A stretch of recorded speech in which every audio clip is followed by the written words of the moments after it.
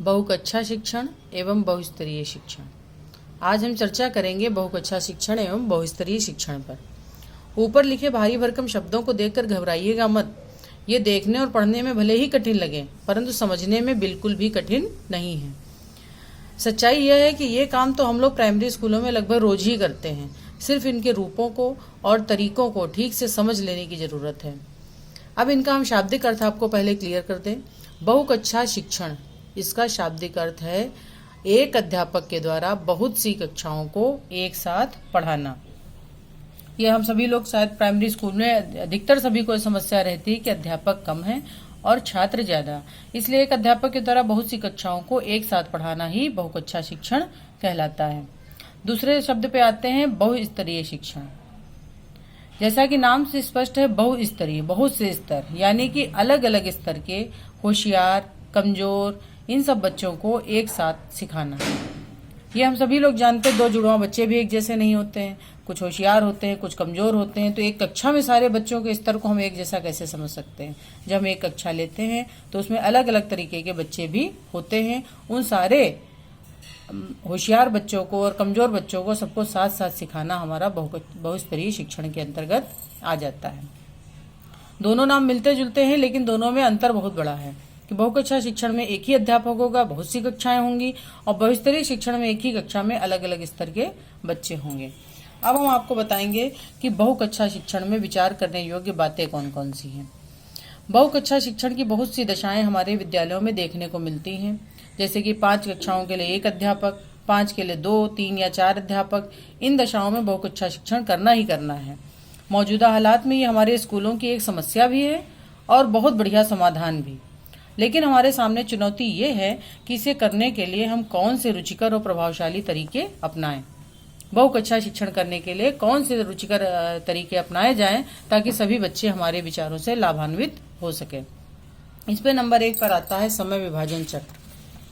समय विभाजन चक्र, जिसको कि हम टाइम टेबल भी बोलते हैं, यानी कि पाठ्यक्रम के अनुसार निश्चित समय में विद्यालय के क्रियाकलापों को समयबद्ध करना समय विभाजन चक्र है। अगर जो हम इसकी परिभाषा पे ध्यान देते हैं तो इसकी परिभाषा यही है कि पाठ्यक्रम के अनुसार निश्चित समय में विद्यालय के क्रियाकलापों को समयबद्ध करना। तो विद्यालय में उपलब्ध अध्यापकों की संख्या के अनुरूप समय विभाजन चक्र बनाना अत्यंत आवश्यक है। हर विद्यालय की शिक्षक संख्या अलग अलग होती है, इसलिए हर विद्यालय को अपना समय विभाजन चक्र बनाना जरूरी है।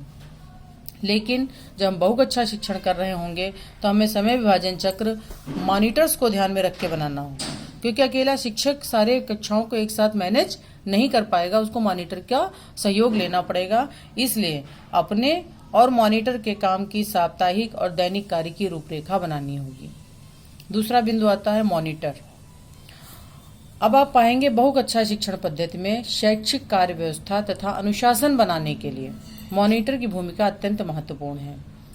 अब मॉनिटर किस तरीके से कार्य करेगा, इसके लिए शिक्षकों के द्वारा पूर्व में उसको प्रशिक्षण देना अत्यंत आवश्यक होगा। ध्यान रहे, मॉनिटर जो है शिक्षक का विकल्प बिल्कुल नहीं है, बस वो सहयोग कर सकता है शिक्षक को। अगर जो आपके पास 1 से अधिक कक्षाएं हैं तो आप मॉनिटर को अनुशासन में लगा सकते हैं, कुछ कार्य दे सकते हैं, उनकी योग्यता के अनुसार लड़कियों को भी अवसर दे सकते हैं। बड़ी कक्षा के मॉनिटर छोटी कक्षाओं को शैक्षिक क्रियाकलापों की व्यवस्था हेतु आप ले सकते हैं।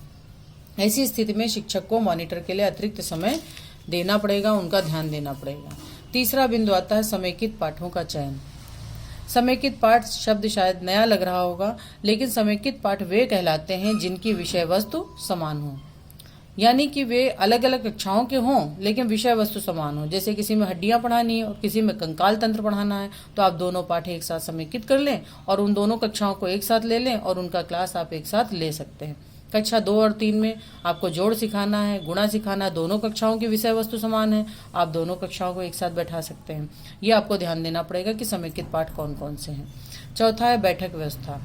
अब बैठक व्यवस्था ऐसी न हो कि सामने आप पढ़ा रहे हैं, पीछे प्लासी का युद्ध चल रहा है, यानी कि आपको हमेशा ट्रेनिंग में बताया जाता है बैठक व्यवस्था ऐसी होनी चाहिए जिसमें शिक्षक का छात्र के साथ आई टू आई कांटेक्ट रहे, ताकि बच्चे गलतियां न कर पाए, शैतानी न कर पाए। क्योंकि प्राथमिक विद्यालय में बच्चे अधिकतर शैतान होते हैं, चंचल होते हैं, इसलिए उनको ध्यान देना पड़ता है कि आपको बैठक व्यवस्था ऐसी हो कि बच्चा एक एक बच्चा आपकी निगाह में हो। इसके लिए आपको बैठक व्यवस्था चंद्राकार लेनी पड़ेगी, गोलाकार ले सकते हैं, यू शेप में ले सकते हैं, या चूल्हे के आकार में ले सकते हैं। आप कैसे भी बैठा लेंगे, बच्चे आपको दिखते रहने चाहिए।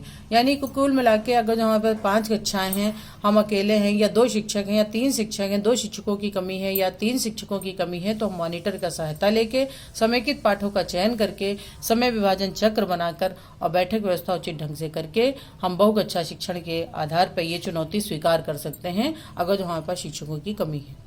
दूसरा बिंदु आता है बहुस्तरीय शिक्षण।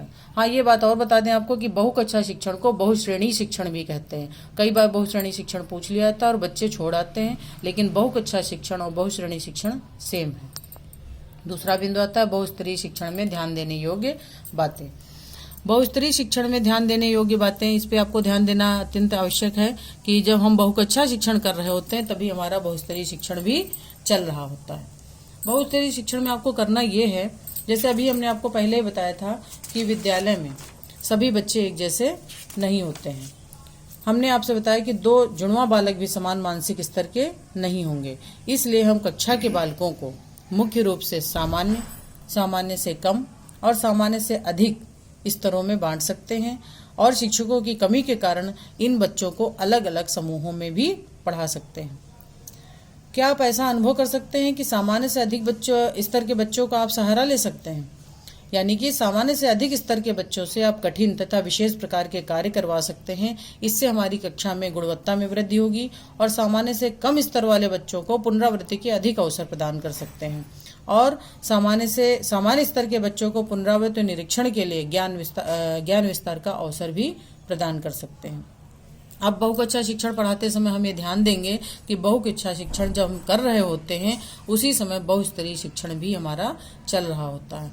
हम ये कह सकते हैं कि जब भी हम क्लास लेते हैं तो उसको हम बहुकक्षा शिक्षण का नाम तो नहीं देंगे, लेकिन बहुस्तरीय शिक्षण हमारा हर क्लास में होता है।